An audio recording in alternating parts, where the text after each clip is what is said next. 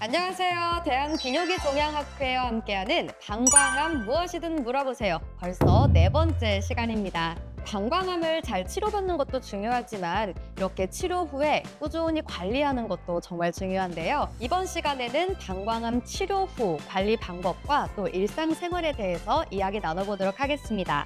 환자분들의 입장에서도 정말 궁금해할 만한 그런 질문들만 뽑아왔으니까요. 끝까지 시청 부탁드립니다. 오늘도 대한비뇨기종양학회 먼저 동남권 원자력의학원 비뇨의학과 구자윤 교수님. 안녕하세요. 네, 부산대병원 비뇨의학과 김경원 교수님. 안녕하십니까. 마지막으로 부산백병원 비뇨의학과 이찬호 교수님. 안녕하십니까. 함께하십니다.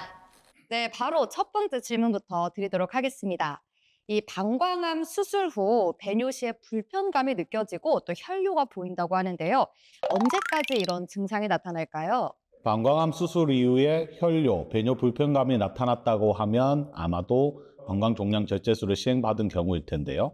방광암의 대표적인 치료법인 경요도적 방광종양절제술 후 가장 흔히 발생할 수 있는 증상은 혈뇨입니다. 먼저 수술 후 입원 기간에는 출혈이 멈출 때까지 소변줄을 유치하고 소변줄을 통해서 세척액을 관리시켜서 방광 내 혈종을 형성을 억제하게 되고요. 또한 소변줄이 막히지 않도록 관리해야 합니다. 수술 후 3주차까지는 혈뇨가 보이거나 소변 내에 작은 혈종이 함께 배출되는 경우가 있습니다. 따라서 수술 이후에는 방광 내 출혈 및 혈종으로 인한 부작용을 줄이기 위해서 평소보다 많은 수분을 섭취하고 배뇨를 자주 하는 것이 가장 중요한 관리법 중 하나입니다. 하지만 다량의 혈종 및 아주 진한 색의 혈뇨가 지속되거나 배뇨 중 자결감이 있거나 소변이 나오지 않는 경우가 생긴다면 주치의에게 직접 연락을 하거나 혹은 즉시 응급실 등 병원을 방문해야 하는 것이 필수적입니다. 그렇다면은 방광암 수술 후에 관리는 어떻게 해야 될까요? 예, 방광암 수술 후에 관리는 가장 중요한 것이 정기적인 검사를 빠지지 않고 챙겨보는 것이 아닐까 생각합니다. 방광암 수술 관리는 크게 비근침습 방광암과 근침습 방광암 두 가지로 나누어 봤을 때 비근침습 방광암의 경우 경요도 방광절제술 후에 재발 위험도에 따라 저위험군, 중위험군, 고위험군으로 나뉘게 됩니다. 통상적으로 수술 후 1에서 2년까지는 3에서 6개월 간격으로 방광 내시경과 요세포 검사를 시행을 하고 2년부터 5년까지는 6개월에서 1년 간격으로 방광 내시경 검사와 요세포 검사를 시행하게 됩니다. 재발 위험도가 높아질수록 더 잦은 검사를 받아야 합니다. 특히 고위험군에서는 복부 CT 검사도 필요할 수 있습니다. 그리고 두 번째로 근침석 방광암의 경우에는 근치적 방광 적출술을 시행한 후에 주로 CT를 이용한 영상검사나 여러 가지 혈액 검사를 기본적으로 시행하게 됩니다. 수술 후 2년 동안은 3에서 6개월마다 복부 및 가슴 CT를 1회씩 촬영하게 되고 수술 후 3년부터 5년까지는 연 1회 촬영을 권고합니다. 원격 전이가 의심되는 경우에는 PET-CT 검사도 시행할 수 있습니다. 그리고 신장 기능과 간 기능에 대한 평가를 위해 수술 후 1년간 3에서 6개월 간격으로 혈액 검사를 시행하고 그 이후에는 연 1회 혈액 검사를 시행하게 됩니다. 또한 수술 후 영양소 흡수 장애의 위험이 있어 비타민 B12 결핍에 대한 검사도 연 1회 시행하는 것을 권고하고 있습니다. 환자분들께서 이런 검사 일정을 모두 숙지하는 것은 굉장히 어려운 일입니다.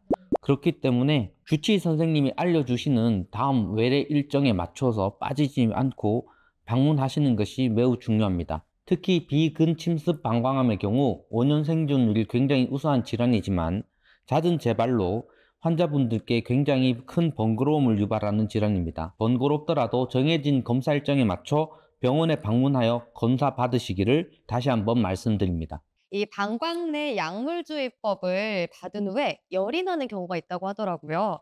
이거 괜찮은 건지, 그리고 또 이런 비슷한 부작용이 또 있을까요? 예, 방광내 약물 주입법은 말 그대로 우리가 방광내에 약물을 주입하는 치료 방법입니다. 이 치료 방법은 방광암에서만 시행되는 방법이고요. 보통 우리가 쓰는 약물은 BCG, 즉 결핵균이나 gemcitabine 같은 항암제를 사용하게 됩니다. 흔한 부작용으로는 빈뇨, 절방뇨, 배뇨통 등의 배뇨 증상과 미열이나 혈뇨 등의 부작용이 있을 수 있습니다. 특히 BCG의 경우는 이 BCG 자체가 생백신 결핵균이거든요. 그래서 이 결핵균을 방광 안에 넣기 때문에 그 결핵균들이 방광 안에서 염증 반응을 일으킬 수 있어서 앞서 말씀드린 gemcitabine 같은 항암제 주입법보다 지금 여쭤보신 그런 부작용이 조금 더 큰 편입니다. 그래서 보통 약물 주입 후 이틀에서 3일까지는 좀 혈뇨가 보일 수 있고요. 미열의 경우는 일반적으로 하루 반, 즉 36시간 이내에 호전이 되고요. 일반적인 방광 자극도 2, 3일 내에 호전이 됩니다. 하지만 미열이 아닌 38도 이상의 고열이 발생한다면 이런 BCG 결핵균에 의한 고열일 수 있기 때문에 즉시 가까운 병원에 바로 가시는 것을 권장하고요. 이런 고열은 아니지만 2, 3일 넘게 미열이 계속 진행된다면 역시 바로 진료를 받으시는 것을 권장합니다.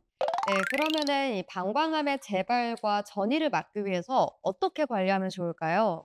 네, 우선 지금까지 방광암의 재발과 전이를 확실하게 막을 수 있는 방법에 대해서는 알려진 것이 크게 없습니다. 모든 암이 마찬가지겠지만 지속적으로 추적 관찰을 진행하는 것이 굉장히 중요합니다. 특히 방광암의 경우에는 근치적 방광 적출술을 시행한 경우에도 요로 상피세포로 이루어진 신우와 요관, 요도 등에서 재발이 발생하거나 림프절이나 다른 장기로 전이가 발생한 경우가 있습니다. 물론 이런 유형의 재발이 흔하게 발생하는 것은 아니고 주로 수술 후에 3년 이내에 발생하기 때문에 저희가 권고하는 5년까지는 병원에서 알려주시는 대로 추적 관찰을 철저하게 진행하시는 것을 권고드립니다. 그러면은 이 방광암 수술 후에 혹시 뭐 수영장이나 이렇게 자전거나 이런 스포츠 같은 거 가능할까요? 물론 수술 직후에는 자전거 타기를 포함한 과한 운동을 자제해야 합니다. 또한 경요도적 방광 종양 절제술을 시행받은 경우에는 약 한 달 정도 복부에 힘이 많이 들어가는 그런 작업이라든지 운동은 삼가하시는 것이 좋을 것 같습니다. 왜냐하면 출혈이 발생할 수 있기 때문인데요. 하지만 근본적인 이런 수술적 치료를 받았다 하더라도 이런 수술적 치료로 인해서 운동이 제한되는 경우는 없습니다. 또한 근치적 방광 절제술로 기구 등을 부착하였다 하더라도 특별히 신체 활동에 제약을 받지는 않습니다. 수술 정도에 따라 차이는 있을 수 있지만 주치의와 상담을 통해서 수영, 자전거 등 스포츠나 취미 생활도 충분히 수행할 수 있고 여행을 가는 것도 충분히 가능합니다. 네, 그러면은 방광암 관리나 수술 후에 또 이제 식단이 중요하잖아요. 몸에 좋은 음식 혹은 피해야 되는 음식이 있다면 어떤 게 있을까요? 암 환자에게 균형 잡힌 식사는 질환 관리를 위해 매우 중요한 부분입니다. 각종 신선한 야채와 과일, 그리고 우유와 치즈 같은 유제품을 섭취하는 것은 질환 관리에 도움이 될 수 있습니다. 또한 탄수화물이 포함된 빵이나 감자, 밥 혹은 단백질이 풍부한 육류, 생선, 달걀 등의 음식도 좋습니다. 하지만 방광암 관리를 위해서 가장 중요한 것은 금연을 하는 것입니다. 만약 환자가 흡연을 하고 있다면 반드시 금연을 하셔야 합니다. 저 같은 경우에도 수술하고 의뢰해서 이제 환자가 오시면 항상 저한테 여쭤보는 말씀이 회 먹어도 되냐고 물어보거든요. 해요. 네. 그래서 제가 항상 좀 주변에서 그렇게 말을 한대요. 이게 암 수술하면은 회 먹으면 안 된다. 그래서 꼭 말씀드리는 건 그러니까 우리가 항암을 하면 그 항암에 따라서 먹으면 안 되는 음식이 있습니다. 하지만 항암을 하지 않는 경우라면 특히 암 수술을 한 경우라면 무엇이든지 골고루 잘 먹는 게 제일 중요하고요. 암으로 수술을 한 후에 오히려 체중이 빠지는 게 더 안 좋은 예후거든요. 그래서 이렇게 암 수술하고 난 후에는 회는 물론이고 뭐 생야채도 다 골고루 드시는 거를 꼭 말씀드립니다.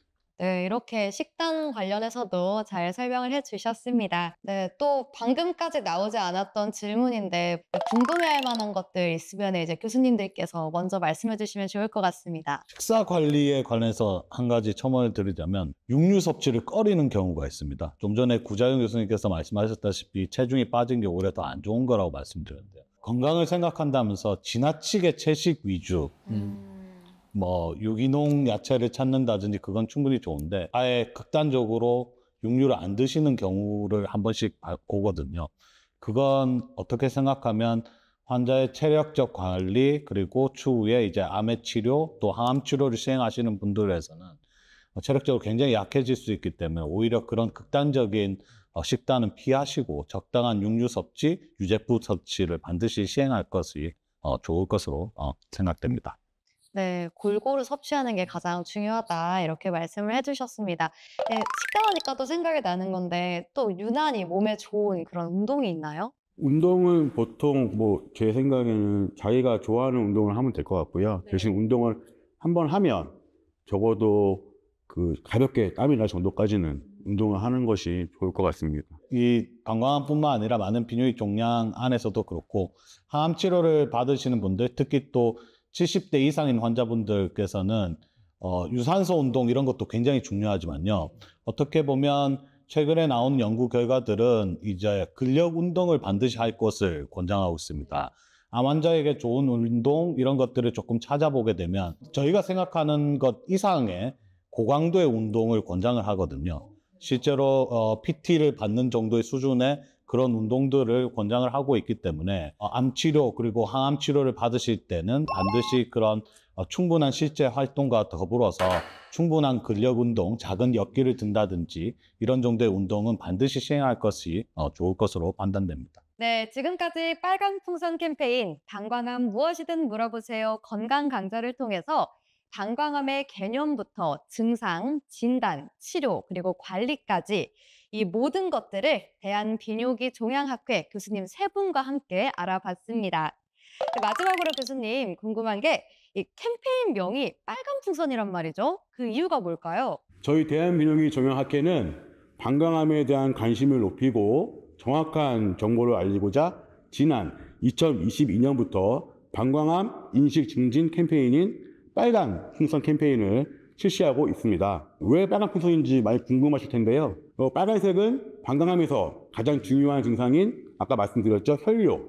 우리 오늘 MC분 옷 색깔처럼 이런 이쁠 빨간색, 그리고 이 혈뇨를 의미하고, 그 다음에 풍선은 우리 공처럼 둥근 모양이잖아요. 그래서 우리 방광을 상징합니다. 방광암의 가장 기본이 되는 증상은 통증 없는 무증상 혈뇨이기 때문에 이것을 좀 알리고자 캠페인 이름을 빨간 풍선 캠페인이라고 지었고요. 가장 중요한 거는 방광암은 다른 암처럼 피검사로 알 수 있는 그런 스크린 검사가 없다. 그래서 증상이 없더라도, 내가 아픈 게 없더라도 혈뇨가 보이면 혹시 방광암이 아닌지 꼭 가까운 비뇨기과 가서 정확한 검사를 받아보시기를 다시 한번 말씀드리고요. 이거를 우리가 줄여서 말하면 소변에 피나면 병원 가라. 소피병가. 소피병가. 요거 좀 기억해 주시면 혹시 네. 좋겠고, 그래서 이번 건강강좌를 통해 말씀드린 내용 외에도 저희 대한비뇨기 종양학회 홈페이지에 방문하시면 이런 방광암에 대해서 더욱더 자세한 내용들을 확인할 수가 있습니다. 앞으로도 대한비뇨기 종양학회는 이런 방광암 환자분들과 또 보호자분들에게 도움이 되는 정보, 정확한 정보를 알리기 위해서 다양한 캠페인을 진행할 예정이니 많은 관심 부탁드리겠습니다. 네, 앞으로 방광암 환자들이 더 건강하고 행복한 삶을 살 수 있게 되길 바라면서 이 국민들의 방광암 인식이 더욱 높아질 수 있기를 바라보겠습니다. 앞으로도 대한비뇨기 종양학회 빨간 풍선 캠페인 많은 관심 부탁드리겠습니다. 자, 그럼 오늘도 도움이 되셨다면 구독과 알림 설정 부탁드립니다. 좋아요. 좋아요.